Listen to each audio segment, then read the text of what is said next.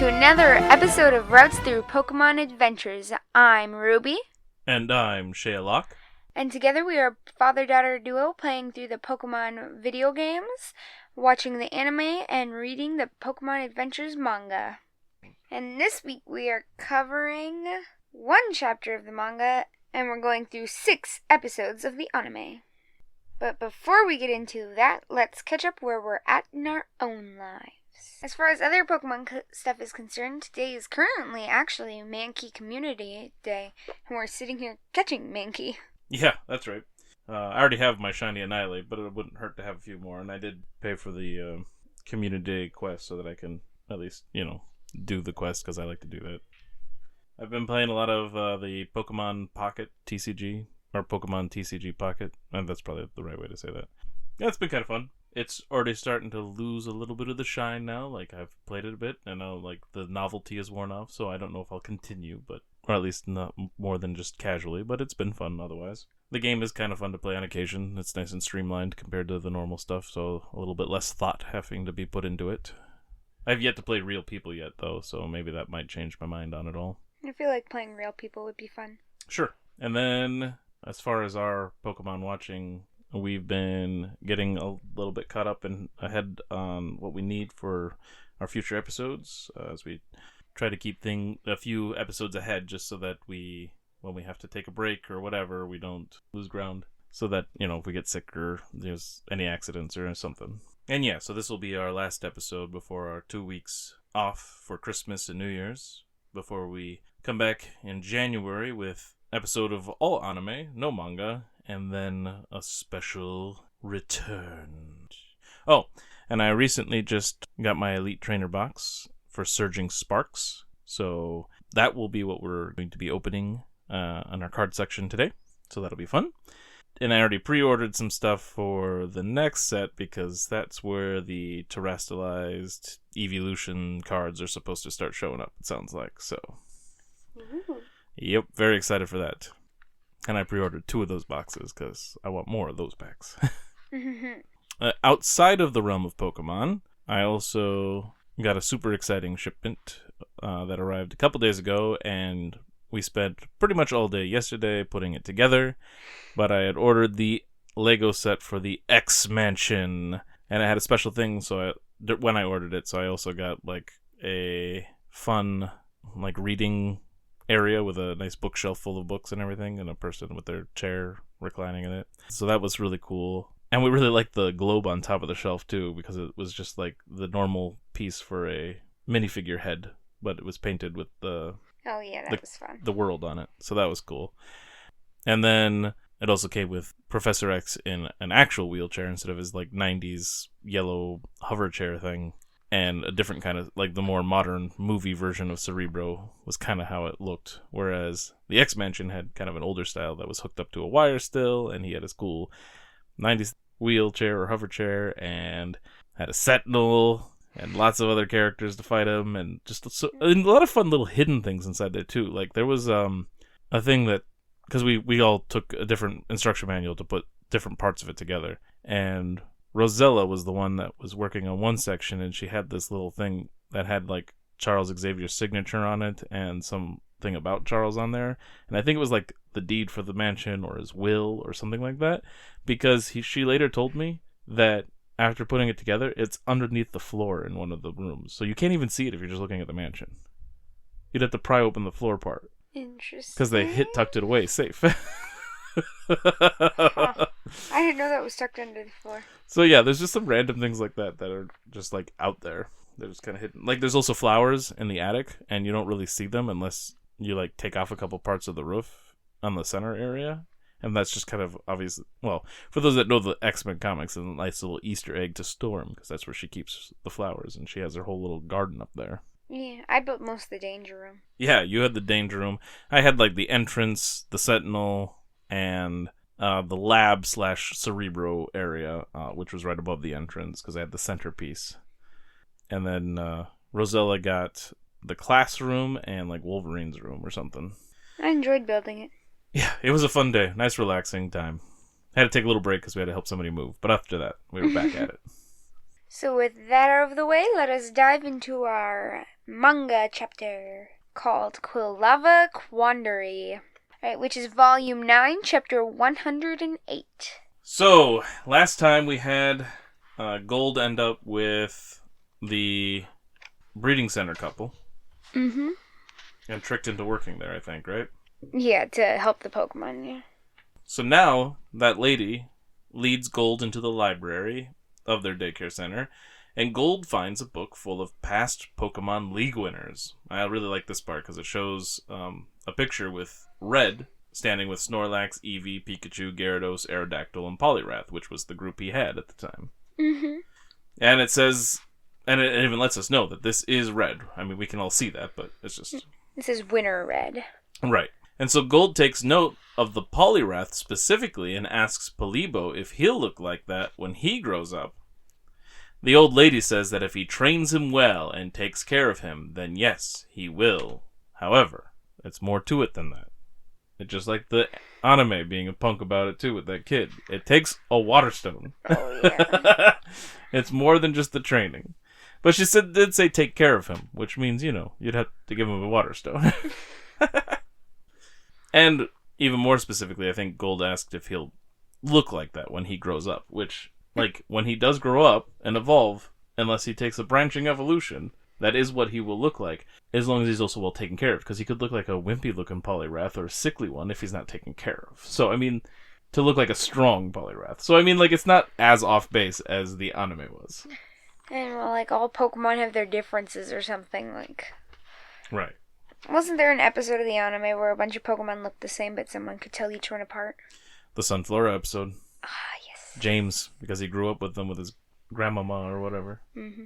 So then she has Gold go further into the room, and then she suddenly locks the room, and there's a bunch of tough-looking Pokemon inside with him now, and she tells him he has to stay in there until he beats them all.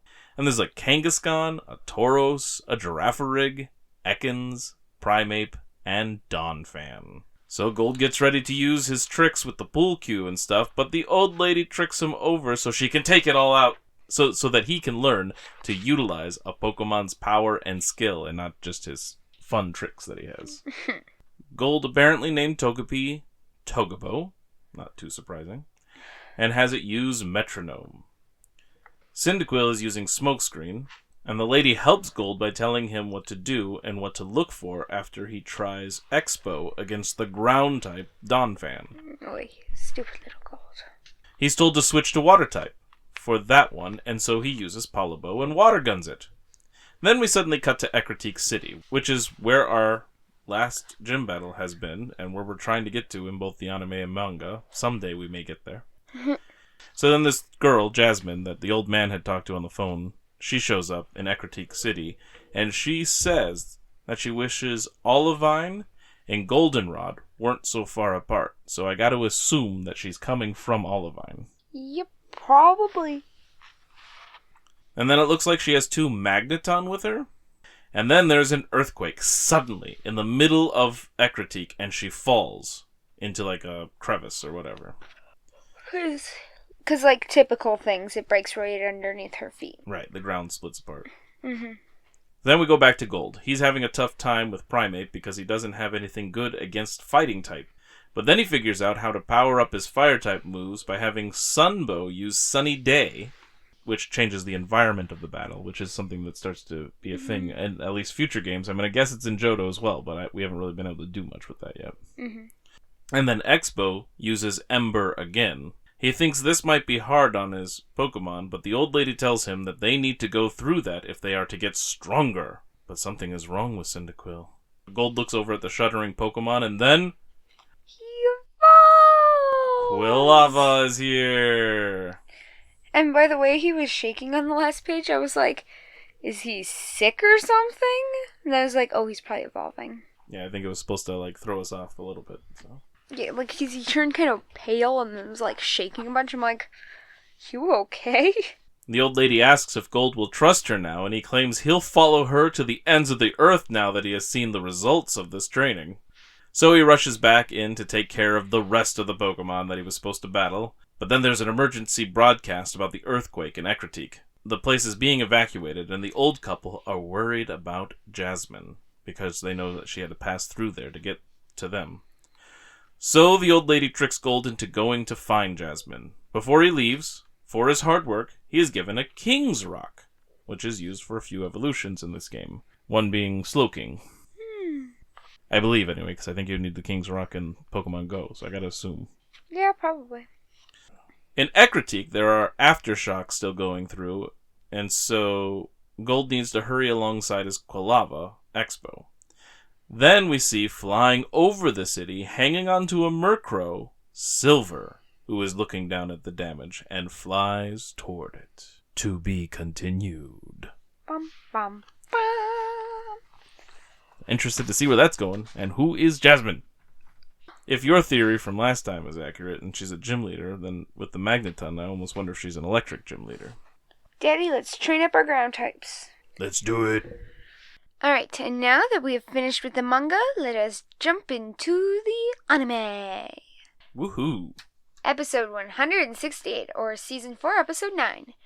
2 hits and a miss, or Capoeira Tai Fushigidan ne Kakuto Tai Ketsu, with 3 exclamation points, or Capoeira versus Fushigirane, hand-to-hand showdown, with 3 exclamation points. So Tai is versus.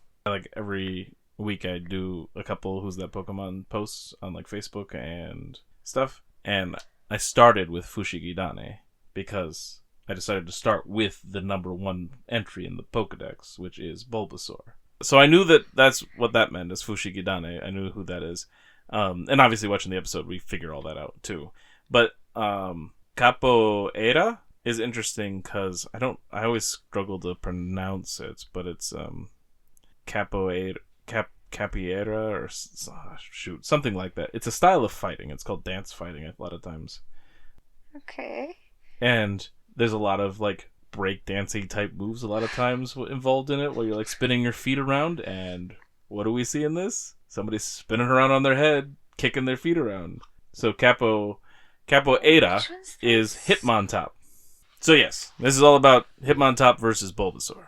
So starting off, we see a Tauros almost hit Ash and company as it rushes by, and there's someone chasing after the Tauros. Then Ash sees the Pokemon is about to run into an old man, so he jumps into action. He uses Bulbasaur to stop the Tauros, which impresses the old man. Because when the Tauros was running towards the old man was about to pull out a Pokeball, and he looked like he was going to be perfectly capable, but then he stopped when Ash came. Well, right, because Ash didn't see that. Yeah. He just looked like a helpless old man walking down the path. Yeah, so he wanted to see how it played out with Ash. Yep. So then, impressed, he takes Ash and the gang to his fighting-type Pokemon school, and they hear counting, and the old man explains that the noise is his granddaughter's foolish way of trying to train Pokemon, because she's giving like a dance count. So here we meet Hitmontop, the granddaughter's Pokemon that she's training, along with, because she's trying to teach the other students how to do it too, I think.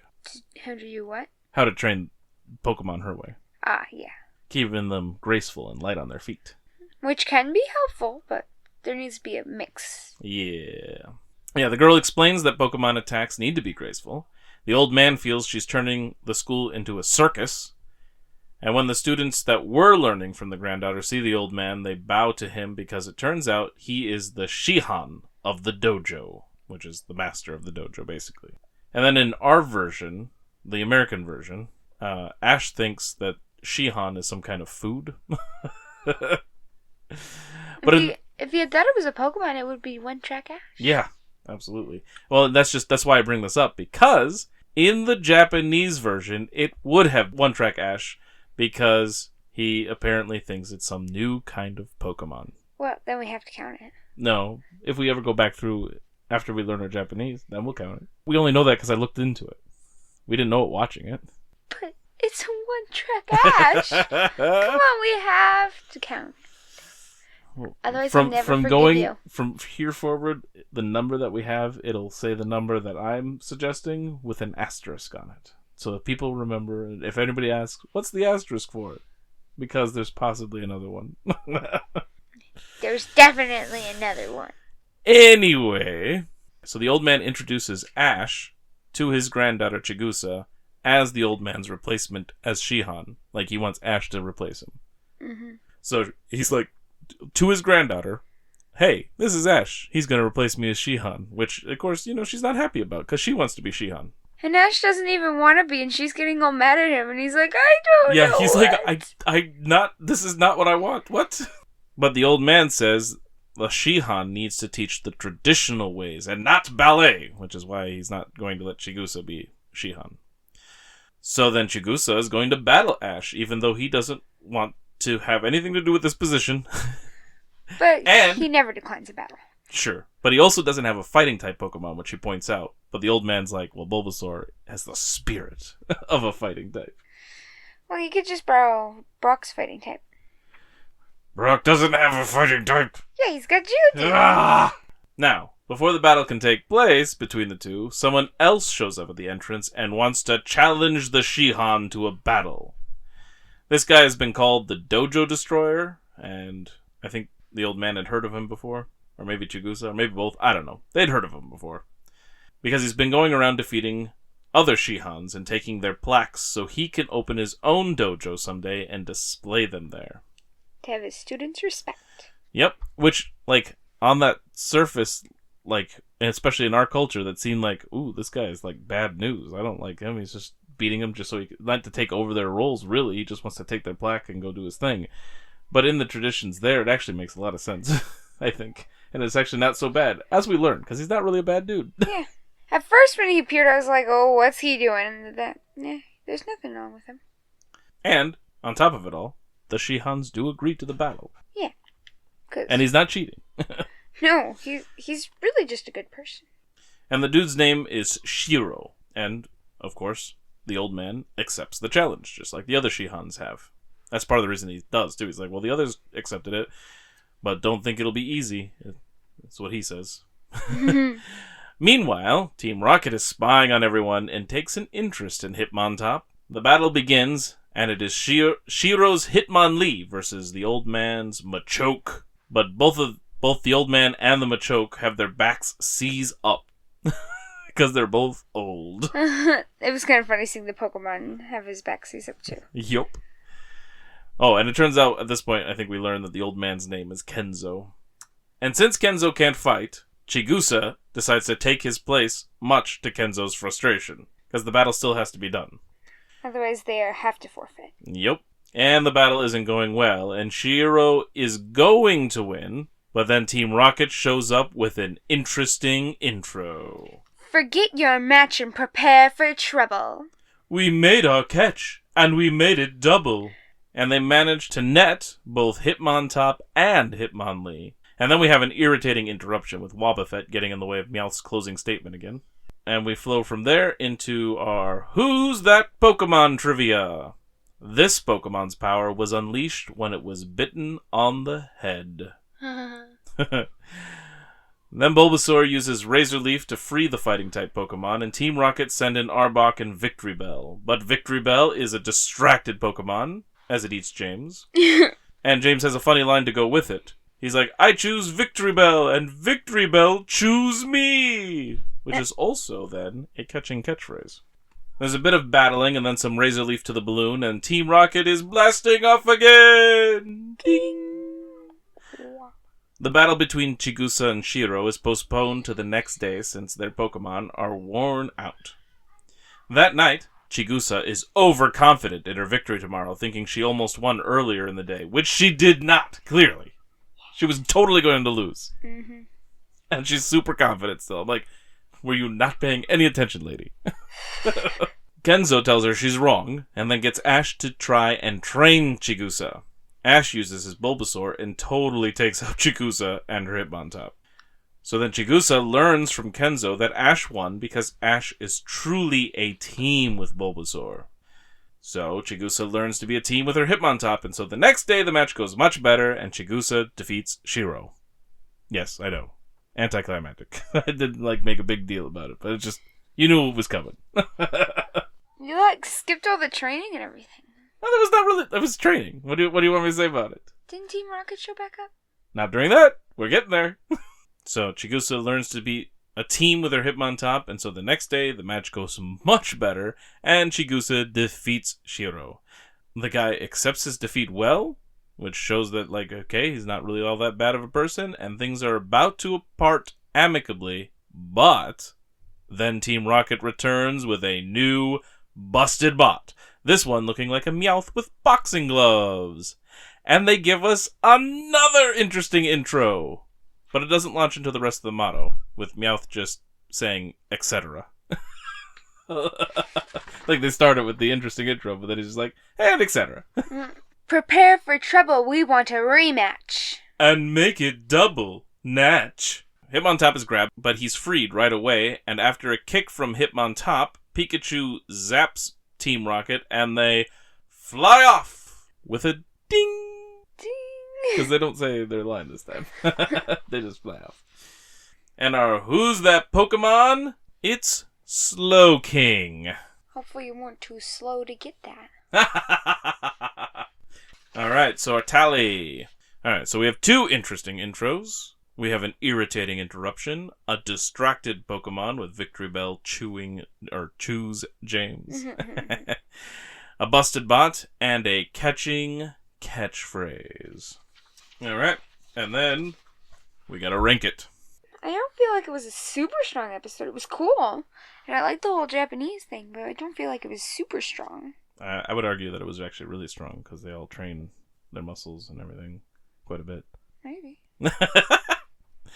Alright, so where are you thinking? Maybe above Fossil Fools and under Carrying On? Yep, that's fine with me, if that's what you want. Now let's dive into episode 169, or season 4, episode 10, A Hot Water Battle, or Jenguru no Sanbiki Onsen Batodu, 3 exclamation points, or The Three of the Jungle. Oh, battle in the hot springs. The gang end up sweating in some tropical location. There are a Apom and a Mankey hanging around in some banana trees. Ash decides to climb up and get one. A banana, that is. But slips on a peel and goes over a cliff, which Brock ends up doing as well, and they both find themselves in some hot springs, and are quite enjoying it. And they've got their backpacks and clothes on and everything. Yeah, well, that's because it's not like they slipped out of their clothes. Wow. But, like, if they slip in, and wouldn't you try to get your backpack out as soon as possible? If there was anything that would really be ruined by any prolonged time there, but already getting drenched and soaked, most of the stuff they have probably is fine. It's not like they have a lot of electronic devices or anything. Just their Pokedex. Which always seems to work just fine, so must be waterproof. The badges could leak out. The badges aren't as best. Get your stuff. Isn't Brock carrying the food? Well, they're all carrying some food. Remember, they talked about that in that Hound Hour episode. Yeah, so they need just... But it's already soaked, so it doesn't matter. Just get your backpack off, idiot. Maybe this is why they're out of food half the time. Anyway, they all decide to just hang out all day in the hot springs area because it's so nice and relaxing and they were so hot. And for some reason, the hot springs is a nice, comfortable place to hang out after being hot. So they all let their Pokemon out to play. Ash and Brock play with a Master Ball Beach Ball with their Pokemon. But then Psyduck has an accident that leads to Totodile smacking the ball right into Cyndaquil's face, and then the ball goes flying up and out of the area. Chikorita, Cyndaquil, and Totodile are all mad at each other, and Ash thinks they're just playing and having fun. Misty questions him on that, and so Ash sends those 3 to work together to go find the beach ball to prove that he was right, which he's not. But that never gets proven, really, because they're gone. Chikorita finds an Apom with the ball and gets ready to drive the Apom away, but Totodile cuts in and the Apom dodges, leaving Totodile to crash into a tree, which knocks a bunch more Apom out of it, and they all get angry and throw sand at the trio, burying Totodile, who has to break out and catch up later. Meanwhile, Team Rocket is trudging along and looking for the hidden springs. They are enjoying a lot of fresh fruit, which they're carrying in baskets. And then a ton of Apom rush by and run over Team Rocket. Soon after, Ash's Johto Starter trio runs by and over Team Rocket, chasing the Apom. Team Rocket recognizes the trio of Pokemon and decide to find the spring still because then they'll find the twerps. So they chase after the trio and the Aipom. The Aipom, with the ball, rolls into a cave, and Totodile and Chikorita are annoyed with one another as they go in, because like hitting each other back and forth. Mm-hmm. But then Chikorita leaves and pushes Cyndaquil in, who seems to be afraid to go in. Like, because they were just rushed in, but Cyndaquil stayed behind. Like, I don't know if I want to go in there. Yeah. Even though he's already been in a cave before. Maybe that's why. There was a boulder that rolled around in there, and there was a kid trying to get him. Like, there was a lot of danger in that cave. That's fair. Maybe he has trauma. Team Rocket sees them go into the cave and get ready to follow, but then a large Snorlax shows up and picks up James by the basket he's carrying. He slips his arms out and is free, and Team Rocket flee into the cave, which Snorlax decides to sit and sleep by, blocking anybody from getting back out that way. There's a fork in the cave, and Totodile ends up actually separated from the other two starters, because he chose one path when they ended up choosing the other, because they had been behind him. I think is how that went. Anyway, they end up separate because they go down different paths. So then Meowth, not paying attention to Team Rocket and where they go, he also ends up going down the same path that Totodile went down, which turns out to be a dead end. Meowth is going to catch Totodile with a net, but then the cave starts to shake and we go into our Who's That Pokemon trivia. This Pokemon inflates its body like a balloon when it gets angry. No, it's not that one. Turns out Snorlax's movement is what is causing everything to shake. And then parts of the ceiling crash in, trapping everyone inside. Totodile saw a boulder about to crush Meowth, and he headbutted him out of the way, even though Meowth tried to capture him earlier. Cyndaquil and Chikorita panic for a bit, but then decide to try and find Totodile, and they do find him and Meowth, and help them get free of their location. The trio are much happier to be together. Meanwhile, Jessie and James bash their way out of a different area of the cave and find the hidden springs. But before they can hop in, a bunch of Aipom, one of them floating on the beach ball, start throwing things at Team Rocket and not letting them into the water. Inside the cave, Chikorita feels wind blow her leaf, and so she leads them out of the cave, all of them working together to break open some blocked areas. The trio work together, tickling, biting, and burning to get Snorlax to move out of the cave entrance. And so now Meowth decides to catch all three of them in a net despite all their help. But then Snorlax shows up and wonders who burned him, and the trio all point at Meowth. And so Meowth has to run away, and Snorlax chases him, because even though it wasn't Meowth, it was 3 against 1. Well, I mean, every time they help Meowth, he always turns his back on us. Yeah, not every time. James and Meowth chose not to help Jessie fight the twerps that one time. That's fair. So Meowth goes back into the cave, and Snorlax runs into the wall, which cracks it and shakes the area, causing the springs to flood out into a river of sorts that Snorlax ends up just relaxing on. And the Johto trio end up riding upon him. When Team Rocket is washed away, Jessie says, I don't know about you, but I wasn't prepared for trouble. And so we get another catching catchphrase. Working together, the trio escape their ordeal and reunite with Ash, and the beach ball floats on back to them. Meanwhile, Team Rocket are now with Snorlax in the water until Snorlax decides to swim against the current, and Team Rocket is drifting off again! No ding, and no flying up in the air. So this is a we're off again moment, and it's also an entertaining exit, just like the train ride, because they left in a different way than blasting off. So, our Who's That Pokemon is Wigglytuff. See, I told you it wasn't Jigglypuff. So, our tally is catching catchphrase 1, we're off again 1, and entertaining exit 1. And now to rank it. So I do enjoy it when the Pokemon get to go out and like work together with Team Rocket's Pokemon sometimes and just do their own thing and stuff without the gang. So I did enjoy that.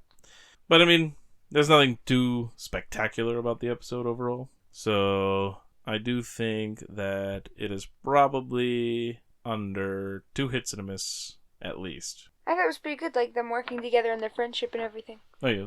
Well, what do you think? Where do you think I should move it? I don't know. I would have just put it a little higher, but yeah. Well, I'm interested in your opinion. I don't know. I'd probably put it maybe just above 2 hits and a miss. Okay, we can do that. Now we're moving on to episode 107, or season 4, episode 11, Hook, Line, and Stinker, which is based off Hook, Line, and Sinker. Or Azumao Fishungu Batoru, or Azumao Fishing Battle. So apparently, relaxing at the hot springs wasn't enough.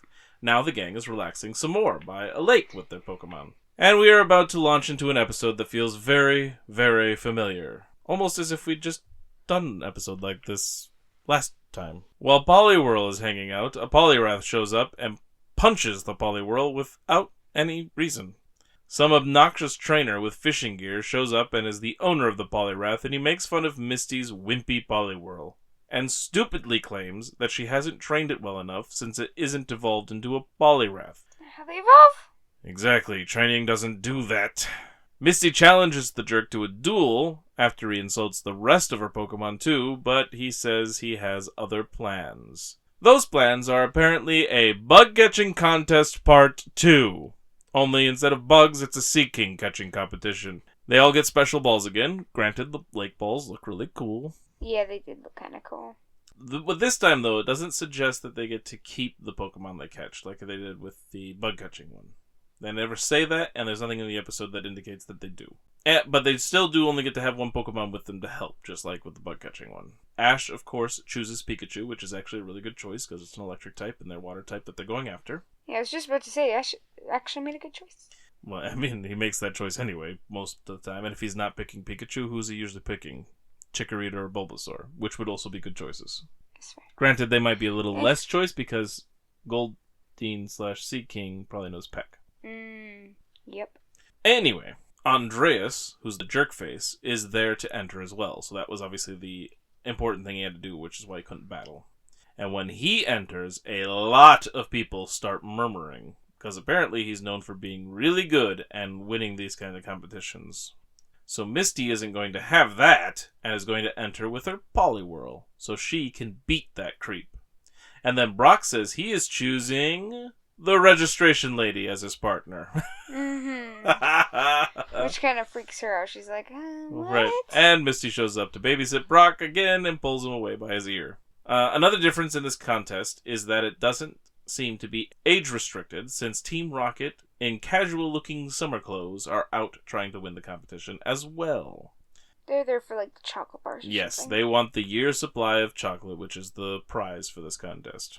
Jesse and James get tired of catching nothing for an hour, and so Jesse tosses Meowth into the water as a lure. Then Misty's line catches Meowth, and so both Jesse and Misty tug on Meowth and against one another, thinking they must have found a big one.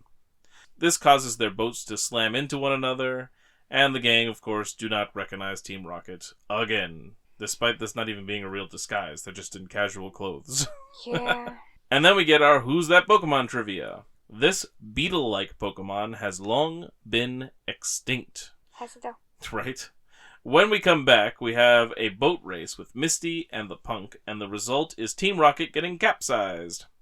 Then Ash gets a Sea King, and then Andreas gets a bigger Sea King, and there is only 10 minutes left. But then Misty uses a special lure that looks like her again, just like she used in the Totodile episode, but this was supposed to be some new version of it, and manages to pull up a Sea King and catch it. Then, at the measuring of Sea King, it turns out that Andreas and Misty tied. So, to settle the tie, they have to have a Pokemon battle. So he has to battle her anyway. 1v1.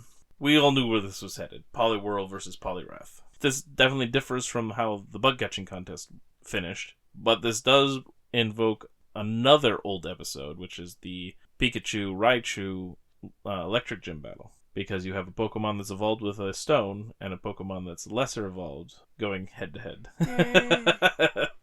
So it kind of reminded me of that. What happens during the match is Team Rocket arrive to steal the chocolate, and start off with an interesting intro. Don't you worry, things are dandy. We just want that first prize candy. And then Wobbuffet shows up at the end for another irritating interruption.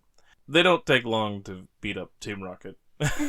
And they go blasting off. They're pretty strong. I don't even know if they go blasting off again. I don't remember what they said because I didn't even write it down.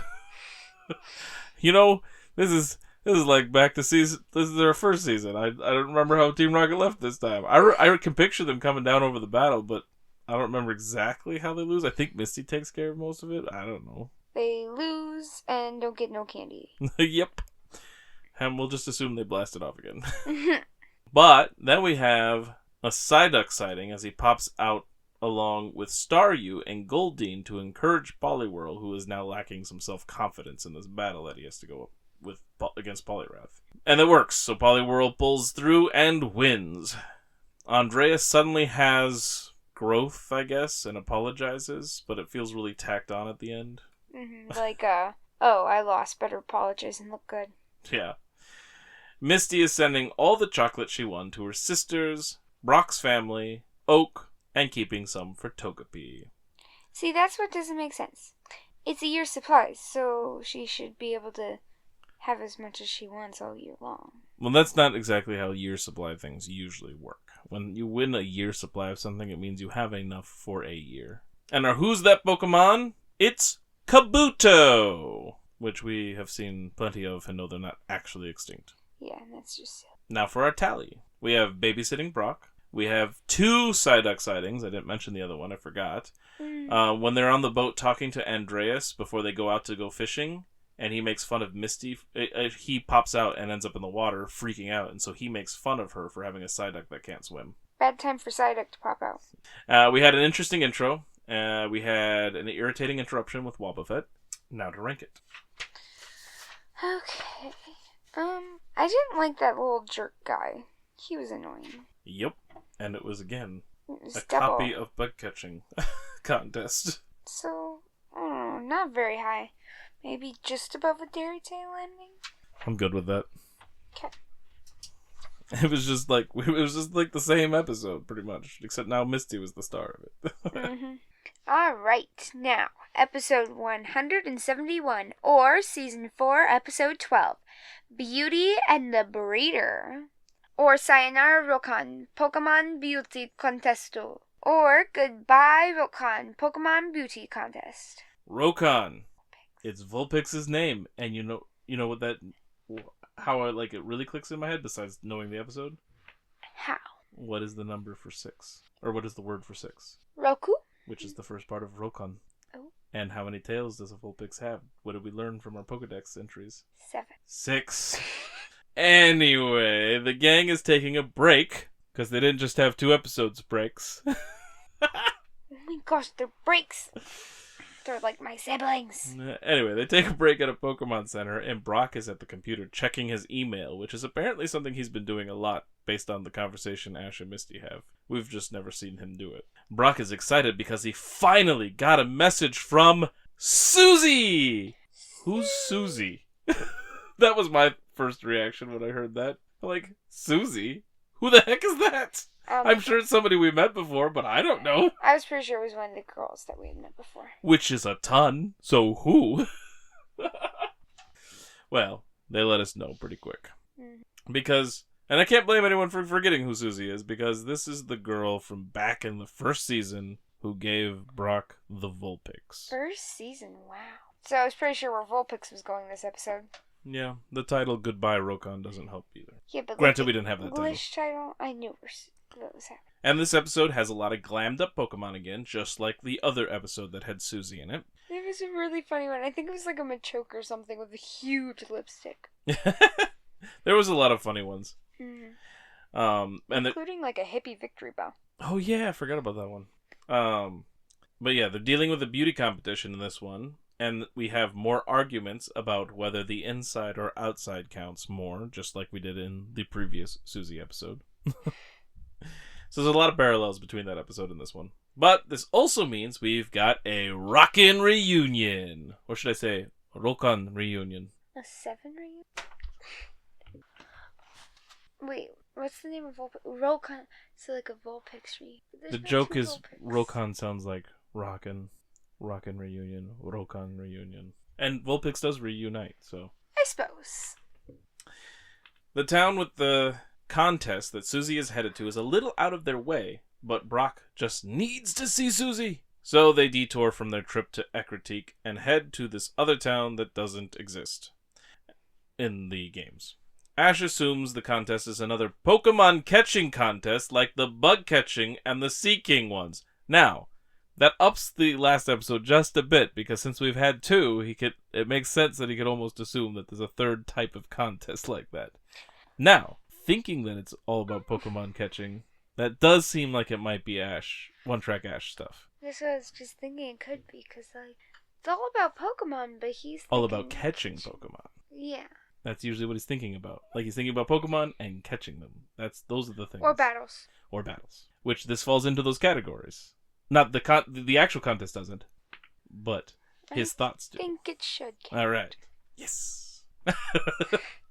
Jesse and James are thrilled to be there since they love working with appearances and beauty, which is really what they should do. Because remember, also in that last Susie episode, they were having a ball and being successful at their business of beautifying Pokemon. That is what they should be doing with their lives. Like, that's their calling. Yeah. Even if Arbok and Wheezing or Ekans and Coughing looked really bizarre in their outfits back then. Alright. Because they even made Misty happy. Yes, at first. They went a little overboard. But Meowth is the one that ruined everything last time. So Brock and Ash are led to Susie by Vulpix. Brock is super nervous as he gives Susie some flowers. And, as we've discussed, especially with the Japanese title giving it away, how this interaction goes, it seems very clear that we were headed to a gotta give 'em up moment here. Oh yeah, I guess it counts if one of the party goes. Yep. Oh, we count Team Rocket, too. I could see that.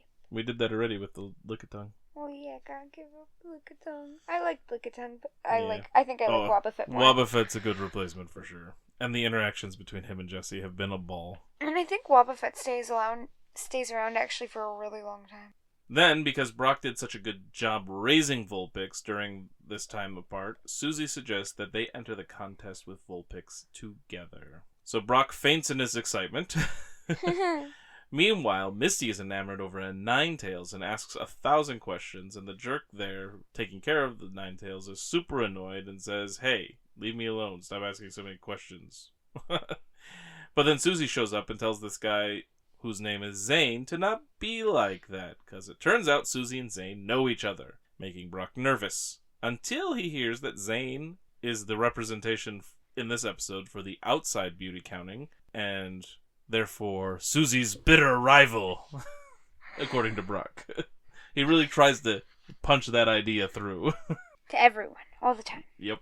Because he loves Susie. It doesn't, but the idea doesn't take, because Susie and Zane are pretty friendly, and they grew up together and everything, so they aren't bitter. Back to Team Rocket, we find that they have put makeup on Meowth that makes him look a lot like Ziggy Stardust. Team Rocket's plan this time around is not even evil. They're just going to enter the contest with Meowth, because they just want recognition, to become famous, and then millionaires doing beauty stuff, which really is what they should be doing. Yep. However, they do make some mistakes. Yeah. Like they always do. So, as the contest is about to begin, we get our Who's That Pokemon trivia. These Pokemon collect spherical objects for a festival. I'm so glad we referenced that episode. Because it's amazing. You know what? I should have master balled it. Oh, jeez. You didn't even think it deserved that much, because you even, didn't use the full use of the ball you did use on it. Yeah. Then the first contestant is supposed to go out, but Team Rocket stops him and his Meryl and take his place, which is the big mistake that they had. And then they show up in a spectacle with a modified motto. They changed it all. Sorry we're late. It takes a while. To give our Pokemon flair and style. We hope our Pokemon will amaze all of you. We're giving each one a look that's brand new.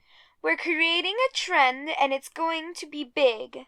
And this doesn't even look like a wig. We two aren't fakers. We're style makers. We're cutting and curling at the speed of light. Put yourself in our hands, and we'll make you look right. Then Wobbuffet does chime in, and Meowth just says, "Meowth, Meowth, Meowth," after that, without a fight, as he poses as a regular Meowth, because they did not introduce their names during the modified motto, because they aren't introducing that they're Team Rocket. And therefore he wasn't interrupted, because Meowth was trying not to give away his stuff. Zane is impressed, and even Brock thinks that maybe Onyx could use a makeover. So that just shows how good they are. Like, this, even they are like, oh, no, these guys are great. Mm-hmm. But then Team Rocket's dreams are shattered as Officer Jenny shows up and says that they are frauds and had locked up the real number one contestant. It turns out Team Rocket didn't need to do this. They were entered, but apparently number 200 and something, and they couldn't let the judges wait that long to see who would actually be the winners, was their reasoning. And they probably would have been the winners at this rate. Everybody was in awe of them. They should have just waited till later. Really Although then we would have, if they did, we would have lost Team Rocket. Because they would have become famous makeup artists and stuff and just left Team Rocket and done their millionaire thing and not chase Pikachu anymore. But somehow I'm always rooting for them to go good. Right? So Jenny tosses them off the stage and they are disqualified. Team Rocket returns as Pokemon doctors to do examinations on all the contestant Pokemon. So they manage to load up all those Pokemon into a shipping container. Then, when everyone breaks down the door to follow, because they were like, this seems a little fishy, Team Rocket is lifting the container off the ground with their balloon. And they take off their doctor costumes and reveal they were the contestants that were kicked out. And then they take off those costumes and reveal that they're Team Rockets. Yeah, they had costumes on top of costumes, which are on top of the normal. They're like, haha, we're those people. They're like, oh, it's those contestants that got disqualified. And then oh, it's Team Rocket. Yeah, that was fun. I was amused by it. Noctowl is sent up to pop the balloon, and Team Rocket crash back down. Then we get a Pokemon battle, which gives us a distracted Pokemon as Victory Bell tries to eat James. Then Ninetales and Vulpix show up for the fight. And after a combined fire attack, Team Rocket is blasting off again. Ding! Brock sees how well Zane and Susie work together, and so he decides to encourage them in starting their own business together. But Brock still gets to finish the contest with Susie and Vulpix, and we do not get to learn who actually wins, because the show was just mean that way. And our Who's That Pokemon is the second best Pokemon in the world, Quagsire. Why do you like Quagsire so much? I don't know, they're funny. But so are Heracross, so... Oh, no, it's not the second best. I was thinking, you have Eevee, Glaceon, Vaporeon, you have Wobbuffet, Heracross. Psyduck. Oh, yeah, Psyduck. Can't forget Psyduck. Quagsire, you're after all the really, really good ones. Oh, and so our tallies for this episode is a Rockin' Reunion, 1, Susie, 1 track, Ash, 1, thinking the beauty contest was a Pokemon catching contest.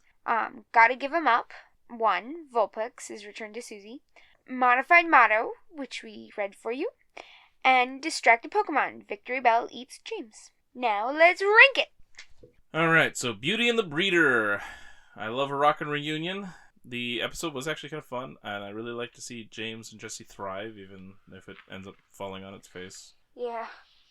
So it's definitely better than Hook, Lag, and Stinker, for sure. Again, I wasn't that big into Fossil Fools, so it's definitely better than that. I think it's better than 2 Hits and a Miss, probably. You did kind of win me over with the whole hot water battle, like the Pokemon teaming up thing. So I think it might be between 2 Hits and hot water. Sounds like a good spot. Now let's move on to episode 172, or season 4, episode 13, A Better Pill to Swallow.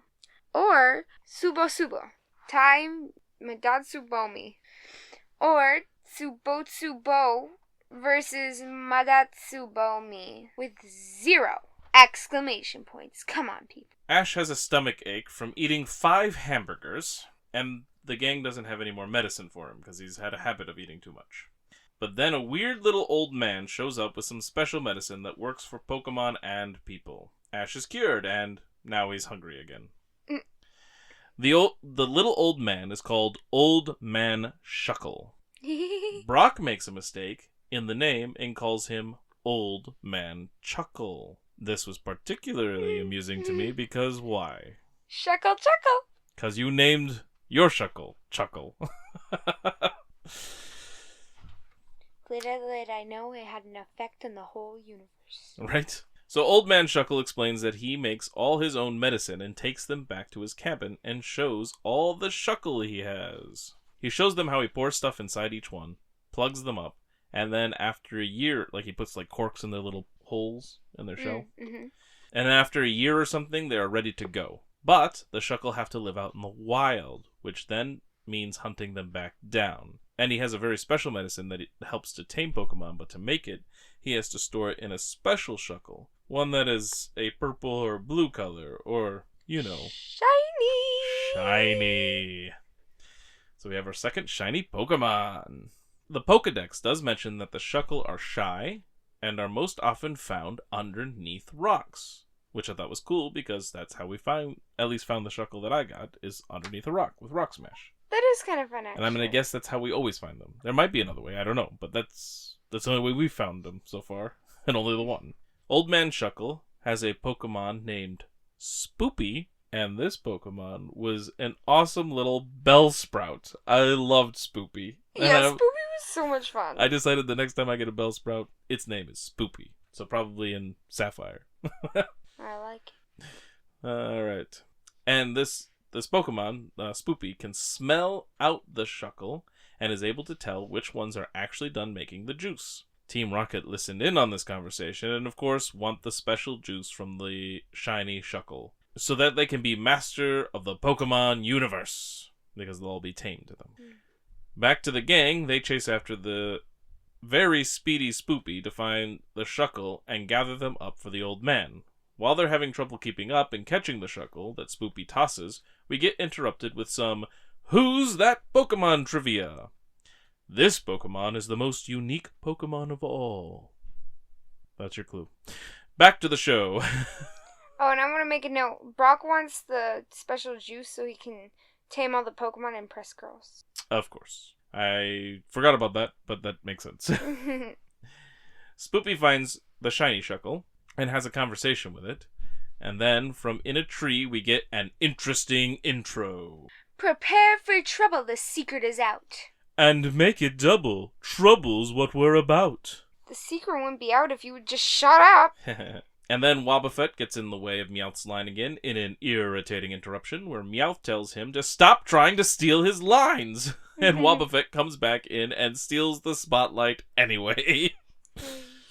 Team Rocket gets the shiny shuckle and manages to escape after a wheezing smokescreen. Which I just want to point out, technically, they're just being mean, but they're not breaking any law or anything, because, like he said, a wild shuckle is what it takes to make the juice. So he is wild. He is up for grabs. Anyone can catch him. That is a very fair bit of information, for sure. After running, Team Rocket is thirsty, and so they decide to drink the shuckle juice, and are pretty creepy when they force Meowth to drink some first, because in case it's, dangerous. And they get these, the menacing looks on them and stuff. Oh, yeah. Then, when Spoopy loses the trail of the shiny shuckle, they see all the shuckle coming out despite being shy, and they all wander off in the same direction. Old Man Shuckle shows up and explains that someone must have consumed the juice that hasn't been properly prepared yet, because it's just supposed to get prepared inside the thing, and then he, gets it ready for him to make the stuff, but it's all still very potent now instead. Then, back with Team Rocket, they are feeling all warm and fuzzy, and Meowth is in love with James. Old Man Shuckle explains to the gang as they all follow the shuckle that drinking the juice undiluted causes the drinker to exude a pheromone that attracts all the Pokemon to them. Then all the shuckles show up by Team Rocket with hearts in their eyes and giving a weird wave as they close in, because they have little tentacle-y leg things, and so they wave very wiggly and almost eerily. Team Rocket flees, which then causes them to cross paths with Ash and Co. Team Rocket sends out their Pokemon, and Ash gets ready to send out Pikachu, but Team Rocket's Pokemon that were sent out are in love with Jessie and James, which means we have 3 distracted Pokemon that were sent out. Arbok, Wobbuffet, and Victory Bell, which still eats James. So James concedes that Ash and Co. win, and so he should just blast them off already with a catching catchphrase. It's we lose, just blast us off already. So then Ash tells Pikachu to thunderbolt Team Rocket, but he doesn't. For he too is a distracted Pokemon and in love. Which I actually thought was good, because I was like, what about Pikachu? He's a Pokemon, right? Yeah, I was actually going to be kind of annoyed with that myself, but yeah, it all worked out. Well, not for Ash. Well, no, but I mean, for the show was consistent. And so then he cuddles up with Jessie, which does not bother Jessie at all. She's like, sweet! I don't have to do anything, and now I have this cuddly little Pikachu. So then Old Man Shuckle throws out a bunch of dust that neutralizes the pheromones and fixes all the Pokemon. Because otherwise it would last like 3 days. It did not. Well, yeah. But it still will, because it did not fix Team Rocket. It just neutralized what was affecting the Pokemon there, as we will see. Because the shiny Shuckle in Jessie's arms sticks its head out and licks her belly, causing her to freak out and throw the Shuckle into the air. Spoopy catches the Shuckle, and Pikachu is no longer in love with Jessie, and he looks very angry. And it was a funny face to me. I'm like, oops, I think there was a mistake made. Then he jumps up into the air, and while still flipping through, he shocks Team Rocket, and they go blasting off again! Ding! And I think James had a secret swear word in there again when Jessie says, there they go again, and he says, no Shuckle. James has been secretly swearing a lot lately. And then Meowth says, and no Shuckle juice either, which helps conceal James's comment a little bit more, because he's like, no Shuckle, and then he's like, no Shuckle juice either, because you could just take it as, well, and they're blasting off with no Shuckle, because that's what Meowth chimes in, because he doesn't get it, of what James is saying. Then the gang say goodbye to Old Man Shuckle and continue on their journey. Oh, and at the end we see Team Rocket is hiding in a tree with a bunch of Ursaring and Beedrill surrounding them and in love because the stuff doesn't wear off for them for 3 days and nights. Good luck when it does, Team Rocket. Yeah, that was what I was thinking. Alright, our Who's That Pokemon? It's Eevee! Yes! Boy? The best. Yeah. Alright, our tallies are Shiny, a Shiny Shuckle. Interesting intro, which we read for you. Irritating interruption, Wobbuffet and Meowth. Distracted Pokemon, 4.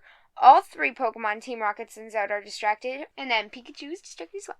Alright, catchphrase, blast us off already then. Now it's time to rate the episode. I thought this one was kind of funny with Team Rocket. I don't know. I thought it was a good episode, but it wasn't like super cool. I thought I really like the consistency in having Pikachu even get distracted or like in love, and so then he just cuddles up, and then his like reaction after that was awesome. I love that we have another shiny Pokemon, and I loved Spoopy. Yeah, Spoopy. So all of those things helped like elevate the episode for me. So funny.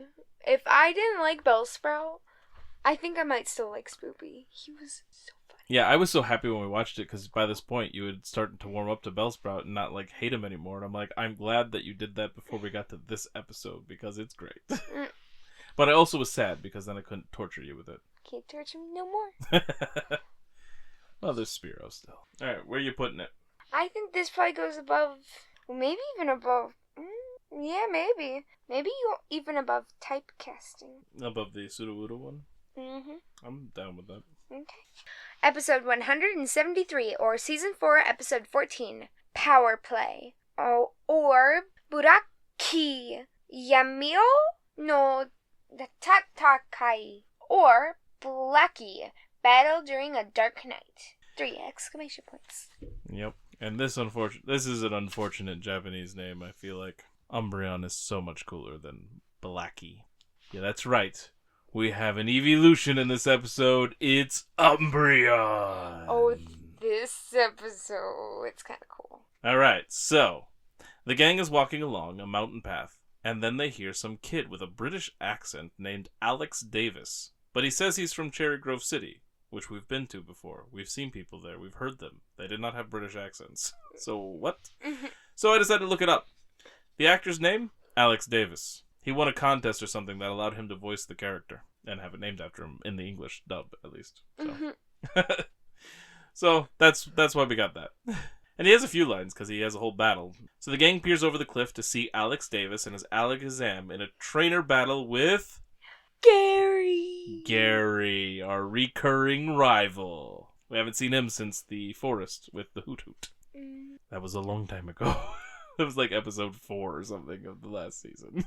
And what does he have? Well, this is where we get Umbreon! Because he had the Eevee in their battle way back. Now he's apparently evolved it into Umbreon. And it's cool. And it's also cool because it's a Dark-type Pokemon battling a Psychic-type Pokemon, and there's a point where Alakazam even uses a Psychic move, and it doesn't really do anything to Umbreon because he's a Dark-type, and it's so much fun.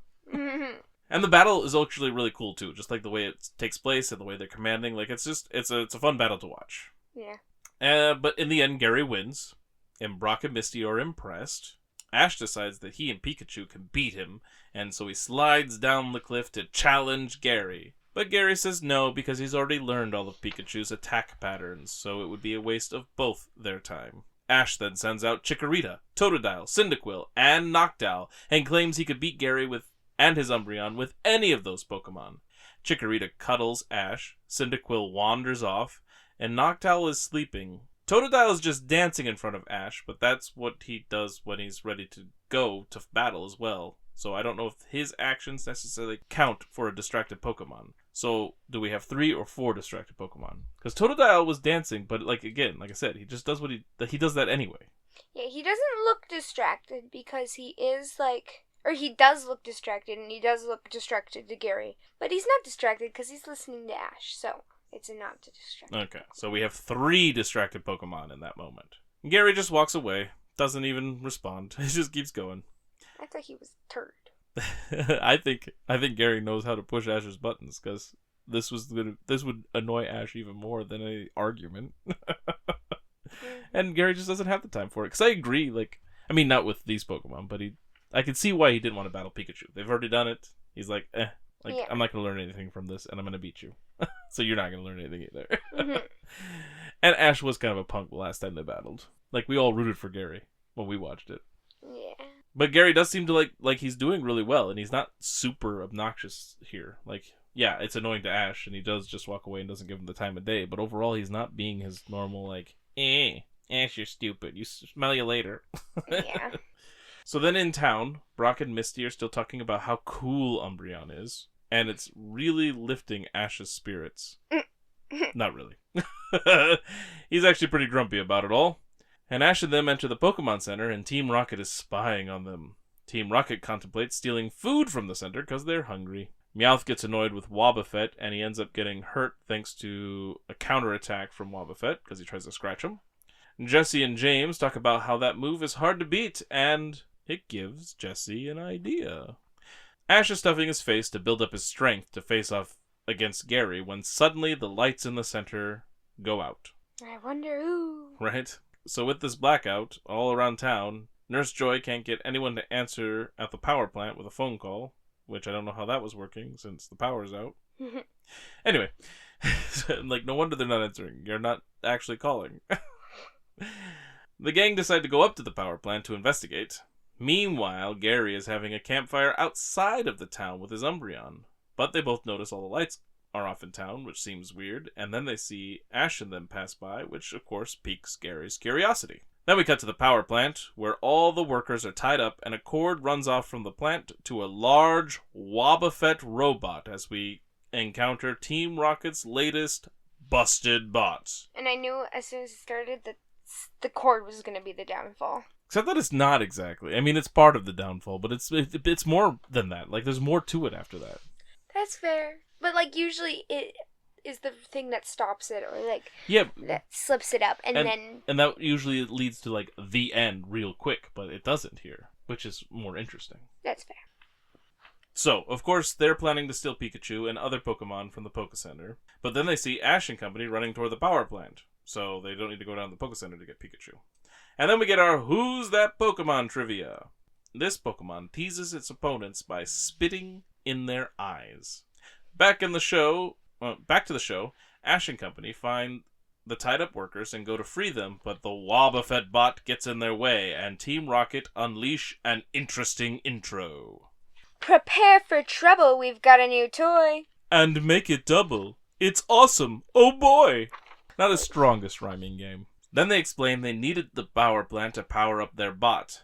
Pikachu tries to zap the mech, but it's turned against them with the counterattack special thing that it does. Because it absorbs it and sends it back 10 times. Well, it doesn't even like absorb it exactly. It opens up this door, lets the attack in through the door, which then gets like rerouted inside this with this device and then shot back out. But yeah, basically absorbs it. Yeah, but like a lot of times when it absorbs it, it just shows the whole thing get shocked, and then it's like, oh, you charged us up. Nice, thanks. That's fair. So that's why I gave the detailed version. So then they try a bunch of water attacks at once, which are also shot back as well. And each time the gang run away, and eventually the mech's cord reaches its limit and can't keep following, and so they can't land their next attack. Which makes me wonder how they ever thought they were going to make it to the Poké Center. It's just not long enough.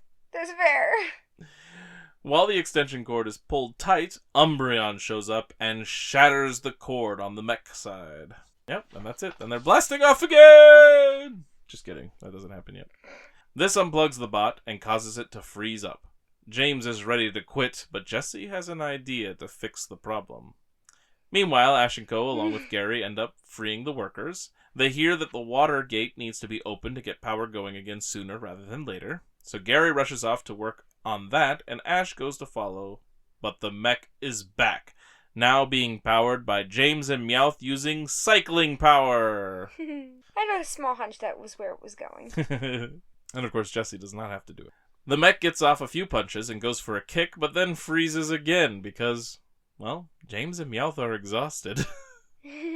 So Ash uses the opportunity to have Pikachu thunderbolt it. This does shock Team Rocket, they're all electrified, but it also recharges the batteries in the mech. Oops.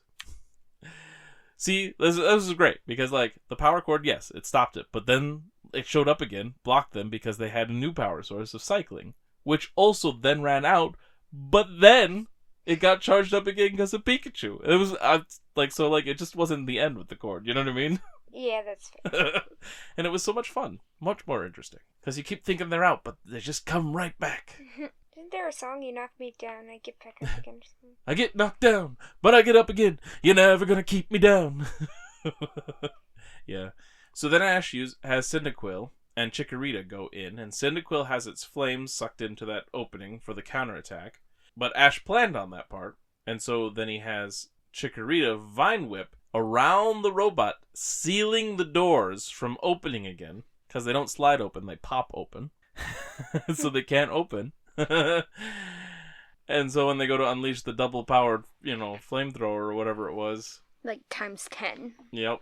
It causes the explosion to happen inside instead. And so Team Rocket is blasting off again. Ding!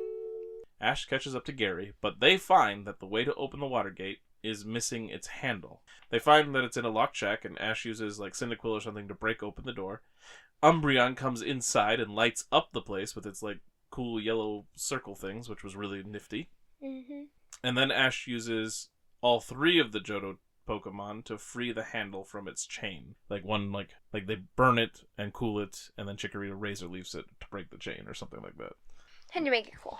Which, I mean, they just did it so they could use all of them. But if they did the cool and the heating and cooling, then he probably could have just pulled it off. So then they get the lever out there, and it's really hard to pull and like twist or whatever it is that they need to do with this thing to open the gate. So they all work together, and Gary and Umbreon end up joining in, and then they're able to all do it and get it open, and the water flowing, the lights turn back on in town, and Gary tells Ash that he has improved, like Ash has improved, and says that Ash shouldn't be too surprised that the next time they meet, it might be Gary challenging Ash to a match instead. Which is quite the compliment to Ash from Gary, because Ash is always trying to battle. Ash is always trying to battle anyone. True. At the end, Joy is thanking the gang, and Brock tries to leverage that thanks into contact information, like a phone number and stuff. And Misty saves Joy by babysitting Brock and yanking him away by his ear. And who's that Pokemon? It's Shelder! So apparently Shelder spit in your face to taunt you. Okay, and our tallies are recurring rival. I wonder who that was. Oh, it was Gary! Yep. Okay, and our distracted Pokemon was 3, because Chikorita and Cyndaquil were distracted and Noctowl, but Totodile was just ready for battle. Well, he was ready to dance, which he always is. Yeah.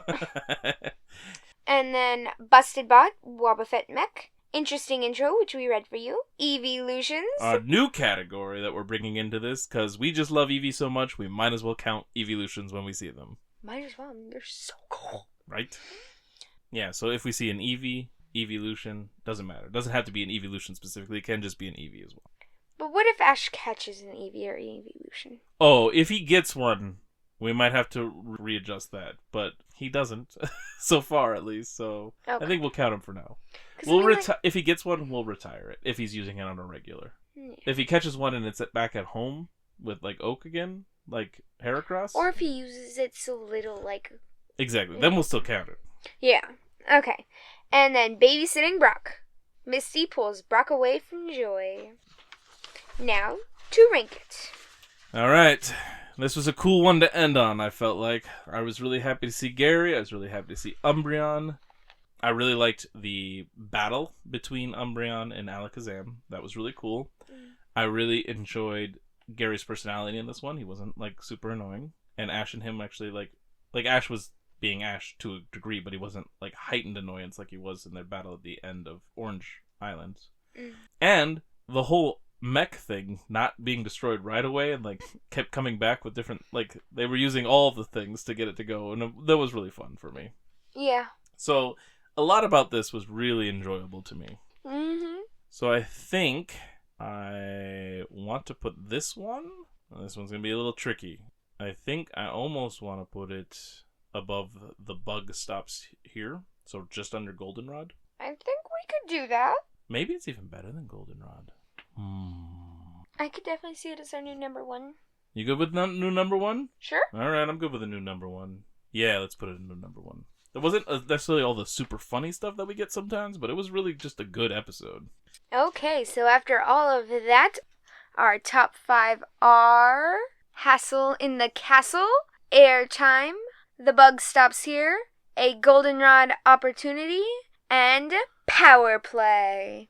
As I said before, we will start posting the rankings, so if you want the full list, just check our Facebook group, Routes Through Pokemon, and we will also have an updated list of the tallies, so if you want to see where we're at on all of those. Alright, now it's time to award a Pokeball for who we think was the most featured or coolest Pokemon this episode. I have a feeling we might agree on this one, again. I have a hunch too. You ready? I'm ready. Alright, 3, 2, 1. Umbreon. Yes. It's an Eeveelution. Come on, guys. So far, we've been in agreement every chunk. I mean, I feel like they've all been obvious. Well, Miltank was pretty obvious. Sudowoodo was a little. We could have disagreed, but we could have. I had a pulling on a little bit of it, but Sudowoodo definitely did seem. Yeah. It took me a little, 3 seconds of thinking. I had to go through a couple options. But yeah, Umbreon. So cool. Yeah, I mean, come on. Yeah, the only other ones that really won this time around, I feel like, is... I mean, Hitmontop was featured, but whatever. I feel like it would have been, one of the Johto trio, because they did do a decent amount in a couple of episodes. So, they did a lot. So I could see one of them earning it, but it's Umbreon. Maybe Wobbuffet with the whole Wobbuffet machine and stuff. That's a good point. It's a good point.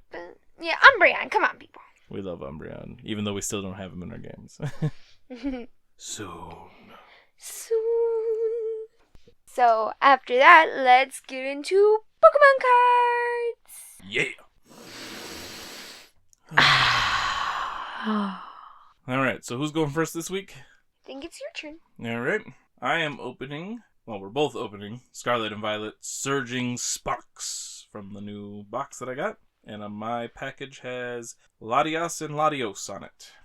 And mine has Executor. Yours is terrestrialized, right? Yeah. Yeah, mine's not actually. Oh, really? Yeah, they're just regular. So my first card... Is it an Eeveelution? I'll throw this at you if it's an Eeveelution. Is not an Eeveelution. It is just Eevee! That's fine. I've got this ready, though. I've got it ready. She's threatening me with a roll of toilet paper. Let's get my boogers inside. Ooh, nummy. You're disgusting.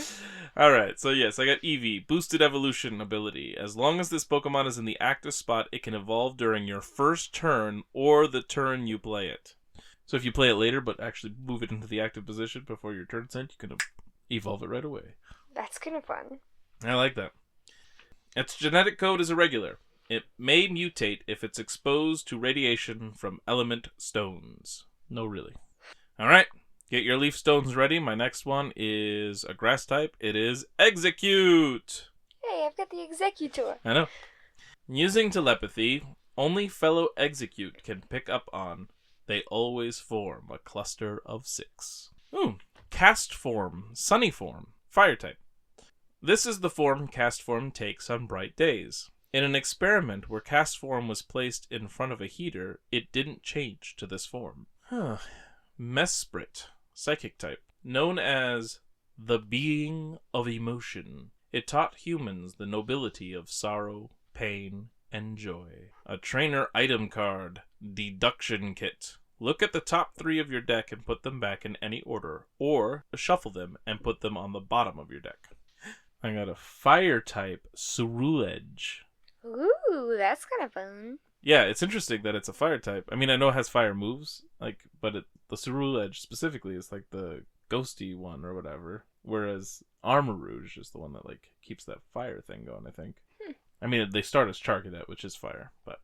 An old set of armor steeped in grudges caused this Pokemon's evolution. Ceruledge cuts its enemies to pieces without mercy. It's a cool picture on there, too. And then I have Indeedee, psychic type. Ability, Obliging Heal. When you play this Pokemon from your hand onto your bench during your turn, you may heal 30 damage from your active Pokemon and have it recover from a special condition. That's handy.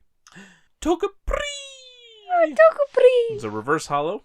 The shell seems to be filled with joy. It is said that it will share good luck when treated kindly. I'm going to keep that in mind when we watch the show. My other reverse hollow is a Vibrava, fighting type, evolves from Trapinch. It generates ultrasonic waves by vigorously vibrating its wings. After making its prey faint, it dissolves the prey with its digestive juices. Ew. And then my rare card is the Tatsugiri EX. Ooh, I think I know what Tatsugiri looks like. Tatsugiri! Yeah, same thing. No! I mean, in your world it is, because you keep saying it wrong. Oh yeah, it looks right. I knew what he looked like. Yeah, it uses fire, water, and dark, actually. It uses 3 types for its second move. Fancy that. Huh. So yeah, that second one is Cinnabar Lure. Look at the top 10 cards of your deck. You may put any number of Pokemon you find there onto your bench. Shuffle the other cards back into your deck. But you need those 3 different energies for it. Oh, it is a dragon type, sorry. Yeah, it's a dragon type, and it's a Terra Tatsugiri. That's cool. And then I have a Metal Energy card. Okay. My first card is a Sigilyph. It's a psychic type. Psychic power allows these Pokemon to fly. Some say they were the guardians of an ancient city. Others say they were the guardians emissaries. Alright, then Duraludon, metal type. Its metal body is durable but retaining heat. It vents this heat from the slits in its tail. Sizzlipede, fire type. It stores flammable gas in its body and uses it to generate heat. The yellow sections on its belly get particularly hot. Yamask, psychic type. It wanders through ruins by night carrying a mask that's said to have been the face it had when it was still human. Magnazone. Stage 2 evolves from Magneton, which evolves from Magnemite. Lightning. Exposure to a special magnet field changed Magneton's molecular structure, turning it into Magnazone. Then I got Pokemon Tool Trainer, Technical Machine Fluorite. A TM. Ooh. Then a Quaquaval. Oh, the final evolution of Quaxley. Mm-hmm. Which evolves from Quaxwell, water type. Quaquaval? Quaquaval? Yeah, that seems right. Dancing in ways that evoke faraway places, this Pokemon mesmerizes all that sees it. Flourishes of its decorative water feathers slice into its foes. Nice. Then my reverse hollow, Zangoose, colorless. If it comes across a viper, it's for bristles and it assumes its battle pose. Its sharp claws are its best weapon. Another reverse holo item, Call Bell Trainer card. My rare is Togekiss, evolves from Togetic, Psychic. These Pokemon are never seen anywhere near conflict or turmoil. In recent times, they've hardly been seen at all. Nice. And for all my psychic Pokemon, a psychic energy. Sweet. Very cool. So that wraps up our episode this week. Routes Through Pokemon is a Hunterfield Institute production. You can find us on Spotify, Apple, and other podcasting platforms. We're also on YouTube at the Hunterfield Institute channel. So wherever you find us, please subscribe, like, rate, and review. So I'll go ahead and leave comments. Or you can reach out to us at hunterfieldmanor@gmail.com. So remember, we will be taking the next 2 weeks off for Christmas and New Year's. But when we come back in January, we will be covering 7 episodes of the anime, which are Mountain Time, Village of Snowlands, Imitation Confrontation, The Trouble with Snubble, Adiados Amigos, Wings and Things, and The Grass Route. And we will not be covering any manga. And so with that, we will catch you on the next route. Bye-bye! Sayonara! Jean.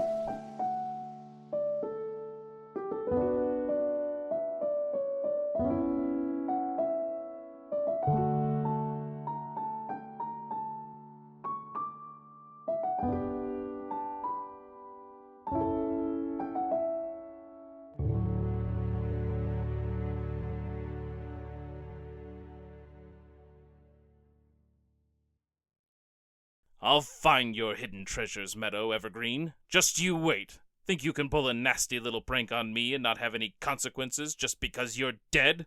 Ha! I'll show you! The last word turned into a scream of surprise as Professor Thistle found his ankle hoisted into the air, causing the old man to dangle upside down. He was carried right out through his window, and he found himself sailing over the town below. One slip and his strange night would be over rather abruptly. He looked up, or was it down, to see what was carrying him. Grinning widely, tongue hanging out, and giving off a cry that sounded like snickering, was a haunter. "Let me go! I don't want to be here!" And so the haunter did just that, and Professor Thistle screamed as he plummeted toward the town below. Suddenly his direction changed, and the haunter laughed as it had grabbed hold of Thistle's ankle again. "That wasn't funny."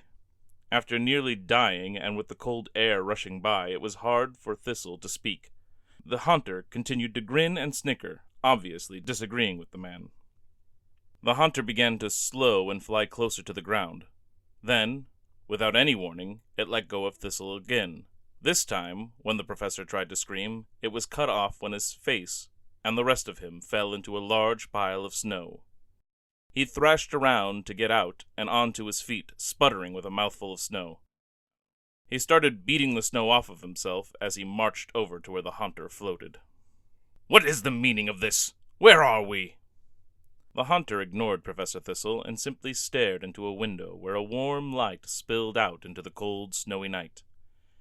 Thistle followed the Pokemon's gaze and saw a woman setting a table for dinner with some help from a Jinx. "Oh, that Pokemon isn't very common to come by. She has done well for herself. But I already have one myself, so I don't understand why you brought me here." The woman looked off to the left, somewhere Thistle couldn't see from outside, and she seemed to be calling for someone. Out in the cold it was impossible to hear. However, a moment later, Gray entered the room, an Apom riding on his shoulder. The two chatted as they took seats at the table, and Professor Thistle couldn't help but notice that there was a third place setting as the two began to eat. "Why 3 settings? Are they expecting a late guest?" The haunter turned and looked at Thistle. "What? Oh, seriously? I told Gray to forget about that and assured him I would not be there." Hunter's eyes grew larger, and it looked pointedly at Thistle, and then the ground where he stood, and then back at the house. "Well, I didn't plan to be here, and I'm not here of my own free will. You dragged me here." The haunter snickered again, grabbed Thistle's wrist, and floated on through the window, bringing the professor along with him. "What Wait, no! Once inside, the professor tried to explain to Gray and his mother the circumstances of his arrival. Sorry, this ghost Pokemon is pulling some sort of prank and dragged me here. It was not my intention to disrupt your meal. I will just be going now. Told you he wouldn't show, Gray's mother said. I know, but, well, I really wanted him to. The fact that the two continued their conversation and didn't even look at him or the hunter, Professor Thistle realized that he needn't bother explaining any longer. I still don't know why you try so hard, Gray. He has never accepted an invitation, and he has continually shown disdain for this holiday, and, well, for all people around him. Mom, please. He's not as bad as you think. He keeps my extra Pokemon for me and has helped me become a better Pokemon trainer. I don't think that's for your benefit, though. He keeps your Pokemon because it benefits him. And he can do more research. He is simply using you. You're wrong, Mom. Professor Thistle smiled. I always liked that kid. He's still young and needs to learn the truth about this harsh world. But he's a hard worker and has really gotten pretty good at finding and catching Pokemon. I know he's not very nice. He's grumpy, harsh, and it almost has no generosity in his body. Hey! I thought we had something here, you ungrateful little brat! But, well, remember when we learned Dad wouldn't come back? Thistle took me under his wing. He helped me learn how to take care of myself, and even gave me my first Pokemon. Something he has refused to do for any other child in town, mind you. Gray's mother added. He's neglected that particular duty to the detriment of many. Which is why it's all the more important that he did it for me. I mean, yes, Bells was probably just an extra Bellsprout he had and didn't have any need for, but even then, he doesn't usually give out Pokemon as you said, so why did he do it for me? Because the kid reminded me of, well, me. I lost my father early on too, Thistle explained to the hunter. Who knows why? Gray's mother said. Maybe he just felt bad for you. Which means there is something there. He can't be all bad through and through. The woman sighed and gave a small smile. I suppose you're right, Gray. I just wish that side of him would show up more often. I also wish he would have shown up tonight so I could give him a piece of my mind. After all, you go out of your way for that man, and he doesn't even try to come to dinner. Gray smirks. Maybe he's scared of you, Mom. As he well should be. The woman laughed. The two happily began digging into their meal, and the scene drifted farther and farther away, and it was hardly even visible anymore by the time Thistle realized Hunter was flying him off again. Lost in thought, the professor didn't say anything as they traveled across town to another home. As they began to slow down, he finally spoke again, more to himself than anything. What was that about? Does everyone think I should just be handing out Pokemon to any child that asks? Even Gray seemed to agree with his mother in that regard. Am I so awful simply because I keep that which I work hard for and am more savvy than the fools around me? It was at that moment Professor Thistle dropped onto the hard ground in front of a humble little home. There was another pile of snow nearby. This one had a shovel sticking out of it. Ow! You missed the snow this time, you aggravating spirit! The hunter gave a pointed look, and Thistle seemed to be able to intuit exactly what the Pokemon was trying to say. You're right. I don't like being dropped into the snow. I don't like being dropped at all! The hunter lifted its hands in a shrug and floated on toward the small house. Hey, wait! You're just going to leave me out here? Professor Thistle was answered only with silence. Great, he grumbled. Now where have I been taken to? He looked around and could only note that there were a lot of repairs that needed doing on the house, the sort of thing certain Pokemon would be great at, so whoever lived there must not train their Pokemon very well. Such laziness, no pride in their home whatsoever. Then a young woman walked up to the building, bundled against the cold, and opened the door. Thistle, realizing the hunter was already inside, quickly ran through the doorway into the building before the door was shut. Ruby! A girl, that Thistle guessed to be about 7 or 8 based on her size, rushed forward and leapt into the young woman's arms. What took you so long? The young woman shook her head. Her mouth was covered by a scarf, and so any words she spoke were muffled to the point of incomprehension. She then helped the girl to the ground and began to free herself from the material that had shielded her from the outside environment. Professor Thistle was astonished to recognize the woman. "Miss Ratchet?" Of course, just as before, no one could see or hear the professor. Sorry, Rosella, The young woman said. Professor Thistle had us all work late tonight. Of course he did. Rosella said. A very sour look came across her previously adorable face. Probably to make up for not working tomorrow. Yes, well, actually... No, he's making you work on Christmas? That's not fair. The woman sighed. I know, Rosie, but hey, I don't have to go in until after lunch, so that's something. Did he at least say when? The girl was interrupted by a coughing fit, and Thistle could see a great deal of concern on Miss Ratchet's face. Ah, so this must be the sister she was talking about. But then, is this girl actually 10 years old? She's so tiny. Definitely the right decision not to give her a Pokemon. No way someone so small and sickly could train a Pokemon well. Are you okay, Rosie? Sorry, there were worse ones earlier today, but I think I'm on the mend. Ruby Ratchet put a blanket over her little sister and brought her over to the fireplace. There was a small log there that Ruby worked hard to get burning. It was something a fire Pokemon could probably have done in seconds, but there were no Pokemon in that building that Thistle could see. Near the fire, Rosella shivered and launched into more coughing. So, She croaked. when do I get my first Pokemon? The little girl's eyes were full of hope.